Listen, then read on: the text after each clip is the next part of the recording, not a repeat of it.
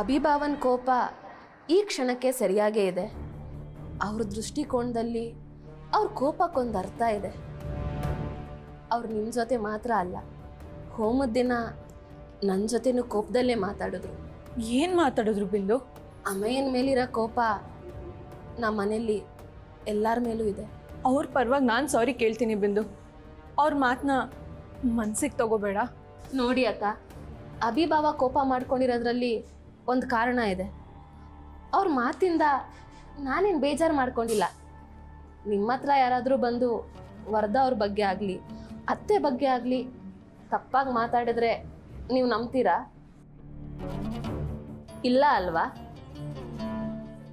ನೋಡಿ ಅಕ್ಕ, ಅಭಿಭಾವನ್ ಇದ್ರಲ್ಲಿ ತಪ್ಪೇನಿಲ್ಲ.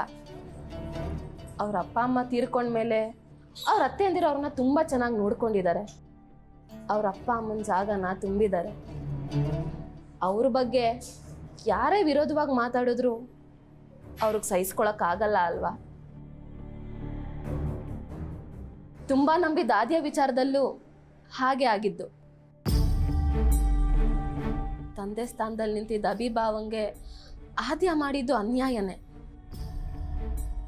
ಅವ್ರಿಗೇನಾದರೂ ಅವಳ ಪ್ರೀತಿ ವಿಚಾರ ಗೊತ್ತಿದ್ದು ಅವ್ರು ಒಪ್ಪಿಲ್ಲ ಅಂದಿದ್ದಿದ್ರೆ ಅವಾಗ ತಪ್ಪಾಗಿರ್ತಾ ಇತ್ತು.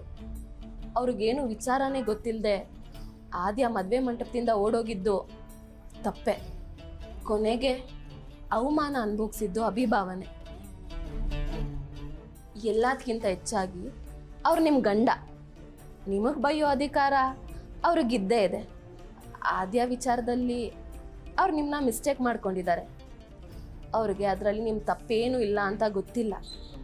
ಆದರೆ ಒಂದ್ಸಲಿ ಅವ್ರಿಗೆ ನಿಮ್ಮ ತಪ್ಪಿಲ್ಲ ಅಂತ ಗೊತ್ತಾದರೆ ಅವರೇ ಬಂದು ನಿಮ್ಮ ಹತ್ರ ಕ್ಷಮೆ ಕೇಳ್ತಾರೆ. ಈಗೇನು ಮಾಡೋದು ಬಿಂದು? ಏನು ಮಾಡೋಕ್ಕಾಗಲ್ಲ ಅಕ್ಕ.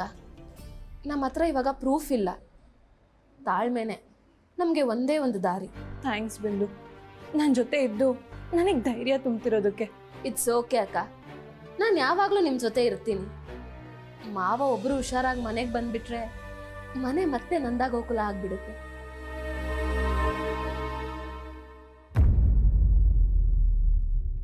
ಏನಾಯ್ತಕ್ಕ? ಒಂದು ನಿಮಿಷ ಬಿಂದು, ನನಗಿವಾಗ ಫ್ಲಾಶ್ ಆಗ್ತಿದೆ.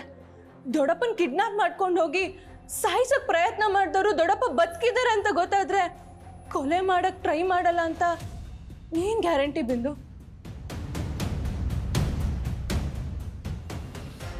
ನಿಮ್ಮ ಮಾತಿನ ಅರ್ಥ ಅವ್ರು ಮತ್ತೆ ಹಾಸ್ಪಿಟಲ್ಗೆ ಬರ್ಬೋದಂತನಾ?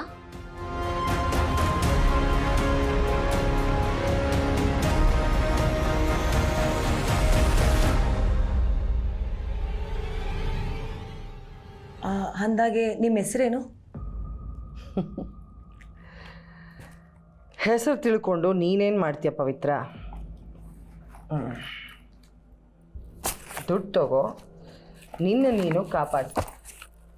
ಇನ್ನೊಂದು ವಿಷಯ, ಕೆಲಸ ಮುಗಿದ್ಮೇಲೆ ನನ್ನನ್ನು ಯಾವುದೇ ಕಾರಣಕ್ಕೂ ನೀನು ಕಾಂಟ್ಯಾಕ್ಟ್ ಮಾಡಬಾರ್ದು. ಆದರೂ ಒಬ್ಬರು ಪ್ರಾಣ ತೆಗಿಯೋ ಹಕ್ಕು ನಮ್ಗೆ ಇಲ್ವಲ್ಲ ಪವಿ. ಸಮಾಜದಲ್ಲಿ ಬದುಕಬೇಕು ಅಂದರೆ ಇಷ್ಟೊಂದು ಕರುಣೆ ಇಟ್ಕೋಬಾರ್ದು. ಜೀವನ ತುಂಬ ಕಷ್ಟ ಆಗ್ಬಿಡುತ್ತೆ. ಈಗ ನೀನು ರಸ್ತೆಯಲ್ಲಿ ನಡ್ಕೊಂಡು ಹೋಗ್ತಾ ಇರ್ತೀಯ, ನಿನಗೆ ಕಣ್ಣಿಗೆ ಕಾಣದೇ ಇರೋ ಹಾಗೆ ಎಷ್ಟೋ ಜೀವಿಗಳನ್ನ ನೀನು ತುಳ್ಕೊಂಡು ಹೋಗ್ತಿರ್ತೀಯ, ಅವು ಸಾಯ್ತಿರ್ತವೆ. ಅದಕ್ಕೆ ನಿನಗೆ ಕರುಣೆ ಹುಟ್ಟುತ್ತಾ? ಯಾರೋ ಒಬ್ಬ ರಾಜ ಗೆಲ್ಲೋದಕ್ಕೆ ಅವನ ಸೈನಿಕರೆಲ್ಲ ಹೋರಾಡಿ ಯುದ್ಧದಲ್ಲಿ ಸಾಯೋದಿಲ್ವಾ? ಹಾಗಾದರೆ ಪುರಾಣಗಳು ತಪ್ಪ ಮೋಸನ? ಖಂಡಿತ ಇಲ್ಲ. ಇದು ಜಗತ್ತಿನ ನಿಯಮ.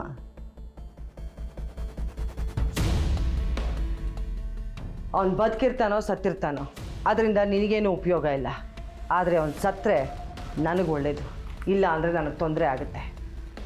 ನೋಡು ಪವಿತ್ರ, ಪ್ರಪಂಚದಲ್ಲಿ ಲಕ್ಷಾಂತರ ಜನ ಹುಟ್ಟುತ್ತಾ ಇರ್ತಾರೆ, ಲಕ್ಷಾಂತರ ಜನ ಸಾಯ್ತಾ ಇರ್ತಾರೆ.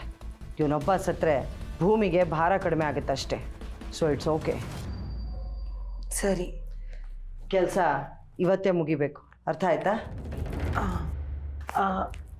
ಮೇಡಮ್, ಕೆಲಸ ಮುಗಿಸಿ ಫೋನ್ ಮಾಡ್ತೀನಿ, ನಿಮ್ಮ ನಂಬರ್ ಕೊಟ್ಟೋಗಿ.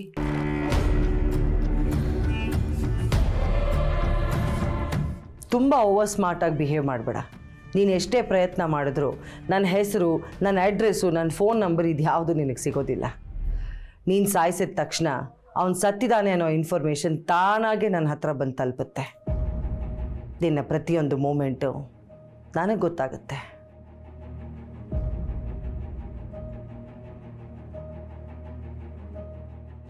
All the best.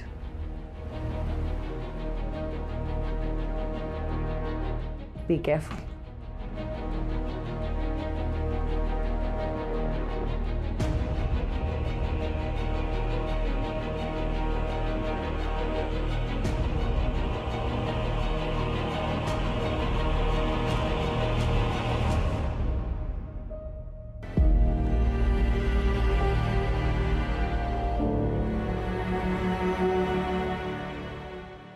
ಯಾರ ಹತ್ರನೂ ಬೇಡ ಆದ್ಯಾ. ನೀನು ನನ್ನ ಹತ್ರ ಥ್ರೆಡ್ ಕಾಲ್ ಬರ್ತಿರೋದ್ರ ಬಗ್ಗೆ ಹೇಳಿಲ್ಲ ಅಂದರೆ ಏನೇ ಅರ್ಥ? ಅಂದರೆ ನೀನು ನನ್ನನ್ನು ಅಷ್ಟೊಂದು ಕಡೆಗಣಿಸಿದ್ಯಾ? ಆಯ್ತು ಸರಿ, ಈ ಮನ್ವಿ ಏನು ಮಹಾ ಅನ್ನೋ ಥರ ಹೇಳಿಲ್ವಾ? ಅಟ್ಲೀಸ್ಟ್ ಶ್ರಾವಣಿಯವ್ರಿಗಾದ್ರೂ ಹೇಳ್ಬೋದಿತ್ತಲ್ವಾ?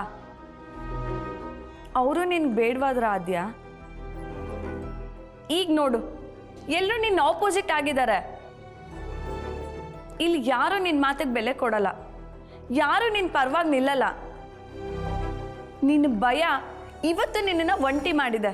ಹೌದು ಮನ್ವಿ, ನಾನು ಮಾಡಿದ ತಪ್ಪಿಗೆ ಇವತ್ತು ನಾನೇ ಶಿಕ್ಷೆ ಅನುಭವಿಸ್ತಿದ್ದೀನಿ. ನಾನು ಮಾಡಿದ್ದು ಕ್ಷಮೆ ಇಲ್ದಿರೋ ತಪ್ಪು. ಇವತ್ತು ಅಣ್ಣ ನನ್ನ ಹತ್ರ ನಡ್ಕೊಳ್ತಿರೋ ರೀತಿ ಸರಿಯಾಗೇ ಇದೆ. ನಾನು ಅವನಿಗೆ ಅಷ್ಟೊಂದು ಹರ್ಟ್ ಮಾಡಿದ್ದೀನಿ ಕಣೆ. ಇವತ್ತು ಪ್ರಭಾಕರ್ ಮಾವ ಹಾಸ್ಪಿಟಲಲ್ಲಿ ನರಳಾರೋ ಪರಿಸ್ಥಿತಿ ಬಂದಿದೆ ಅಂದರೆ ಅದಕ್ಕೆ ನಾನೇ ಕಾರಣ. ನೀನು ಮಾಡಿರೋದು ಕ್ಷಮೆ ಇಲ್ದಿರೋ ತಪ್ಪೋ ಏನೋ ನಂಗೆ ಗೊತ್ತಿಲ್ಲ, ಆದರೆ ಅಭಿ ಮಾಡಿದ್ದು ಸರಿ ಇಲ್ಲ. ಅವನಿಗೆ ನೀನು ಸತ್ಯ ಹೇಳಿಲ್ಲ ಅಂತ ಕೋಪನೇ ಹೊರತು ನೀನು ಸತ್ಯ ಯಾಕೆ ಹೇಳಿಲ್ಲ ಅನ್ನೋದ್ರ ಬಗ್ಗೆ ಅವ್ನು ಯೋಚನೆ ಮಾಡ್ತಿಲ್ಲ.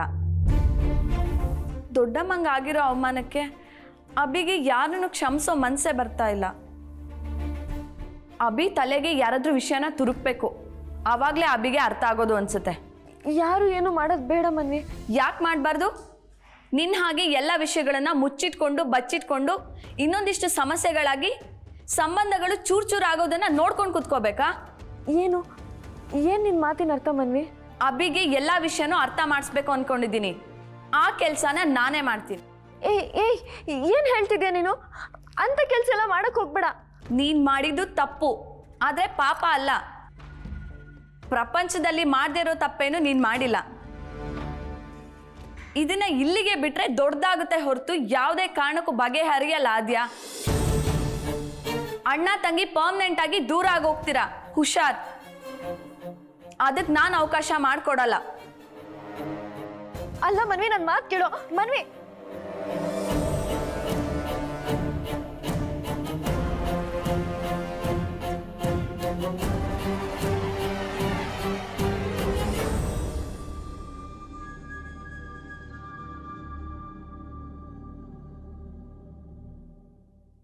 ಡಾಕ್ಟರ್, ದೊಡ್ಡಪ್ಪನ ನೋಡ್ಬೋದಾ?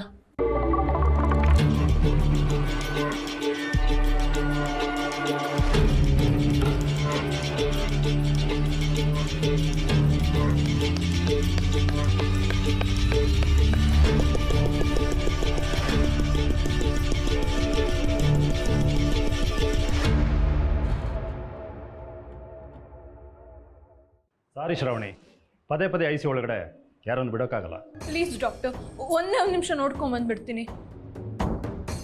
ಪವಿತ್ರ ಅವರೇ, ನೈಟ್ ಶಿಫ್ಟಾ? Yes doctor. ಇವರು ಪೇಷಂಟ್ ಪ್ರಭಾಕರ್ ಕಡೆಯವರು. ಒಳಗಡೆ ಅಲೋ ಮಾಡಿ ಸ್ವಲ್ಪ ತಿದ್ದು ಕಳಿಸ್ಬಿಡಿ. ಸರಿ doctor. Thank you doctor. It's okay. ಬನ್ನಿ.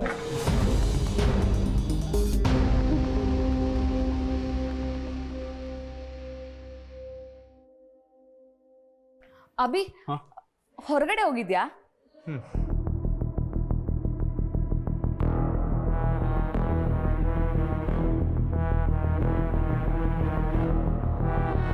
ಮಾನ್ವಿ, ಶಾಪಿಂಗ್ ಏನಾದ್ರು ದುಡ್ಡು ಬೇಕಾ? ಬೇಕಿದ್ರೆ ಹೇಳು, ಸಂಕೋಚ ಪಡ್ಕೋಬೇಡ. ಇಲ್ಲ ಅಭಿ, ಯಾವಾಗಲೂ ದುಡ್ಡು ಕೇಳೋಕೆ ಬರ್ತೀನಿ ಅಂತ ಅನ್ಕೋಬೇಡ. ನಾನು ನಿನ್ನ ಹತ್ರ ಸ್ವಲ್ಪ ಮಾತಾಡಬೇಕಾಗಿತ್ತು.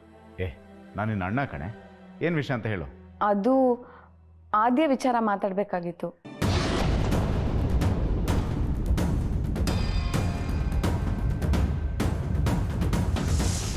ನನಗೆ ಸ್ವಲ್ಪ ಕೆಲಸ ಇದೆ, ಆಮೇಲೆ ಸಿಗ್ತೀನಿ. ಅಭಿ ಒಂದು ನಿಮಿಷ.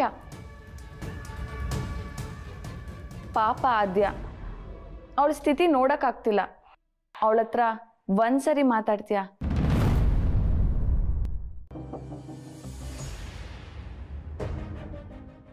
ಹೌದು ಅಭಿ, ಇದೇ ವಿಷಯ ನಿನ್ನ ಹತ್ರ ಮಾತಾಡೋಣ ನಾನು ಅಂದ್ಕೊಂಡೆ, ಆದರೆ ನೀನು ಗುರುರಂತಿ ಅಂತ ಅಂದ್ಕೊಂಡು ಮಾತಾಡಲಿಲ್ಲ.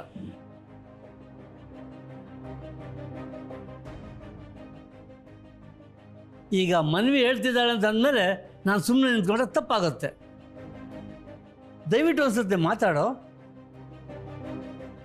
ಅಭಿ, ಅವಳಿಗೆಲ್ಲ ಅರ್ಥ ಆಗಿದೆ. ಅವಳನ್ನ ಒಂದ್ಸರಿ ಕ್ಷಮಿಸು. ಆದ್ಯ ನಿನ್ನ ತಂಗಿ, ಈ ಮನೆ ಮಗಳು. ನೀನು ನನಗೆ ಬುದ್ಧಿವಾದ ಹೇಳ್ತಾ ಇದೆಯಾ? ಅಲ್ಲ, ಈ ಮನೆ ಮಗಳು, ಈ ಮನೆ ಮರ್ಯಾದೆನ ಉಳಿಸ್ಬೇಕು ಅಂತ ಗೊತ್ತಾಗ್ಲಿಲ್ವಂತ?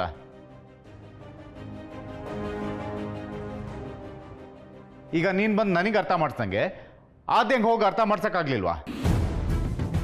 ನೀನೇನೋ ಮಾತಾಡ್ಬೇಕಂದೆ, ನಿನ್ನ ಮಾತಿಗೆ ಬೆಲೆ ಕೊಟ್ಟು ಅದನ್ನ ಕೇಳಿಸ್ಕೊಳಕ್ಕೆ ರೆಡಿ ಆಗಿದ್ದೆ. ಆದರೆ ನೀನು ಈ ಮನೆಗೆ ಸಂಬಂಧ ಪಡೆದೇ ಇರೋರ ವಿಷಯ ಮಾತಾಡ್ಬೇಕಂದ್ರೆ ಐಮ್ ಸಾರಿ, ನನಗೆ ಟೈಮ್ ಇಲ್ಲ.